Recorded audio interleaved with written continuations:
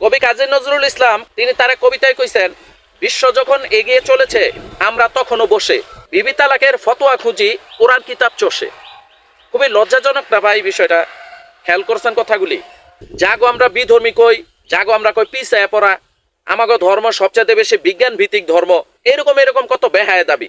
অথচ দেখেন প্রযুক্তিতে বিজ্ঞানে আমরা কত পিছায় আছি। আজকে আমাদের দেশের উপর যদি কোনো বিধর্মী দেশ হামলা করে, চেরা না দিয়েও কিন্তু আমরা হেগো ঠেকানোর মতো ক্ষমতা রাখি না। অন্যরা আমাকে উপর করবো বিমান হামলা, আর আপনার মেয়ে তৈরি করতেছে বেশি বেশি করে তীর ধনুক। ব্যাপারটা হলো এইরকম অনেকটা। অন্যরা আগে যেতেছে কিভাবে তাদের সামরিক শক্তি প্রতিপক্ষের চাইতে অধিক বেশি উন্নত সামরিক ক্ষমতা অর্জন করা যায়, আর আপনি আমি কি লয়ে আছি, ওই ওহাবি, ওই সুন্নি, ওই কাদিয়ানি, ওরা বয়কট কর, ওরা হালাই দে, ওরা গোমরা করে দে, ওরা জোর করে জাহান নামে পাঠাই দে।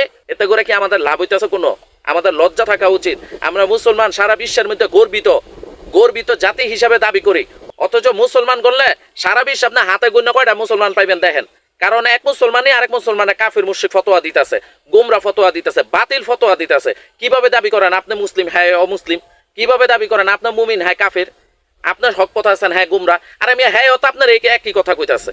নিজেকে মধ্যে দ্বন্দ্ব লাগিয়া জীবনে কোনোদিন আমরা প্রতিপক্ষ লোকের যুদ্ধ করে পারতাম না। প্রতিপক্ষ লাগতো না, আমরা নিজেরা তো যুদ্ধ করে শেষ হয়ে যাবো।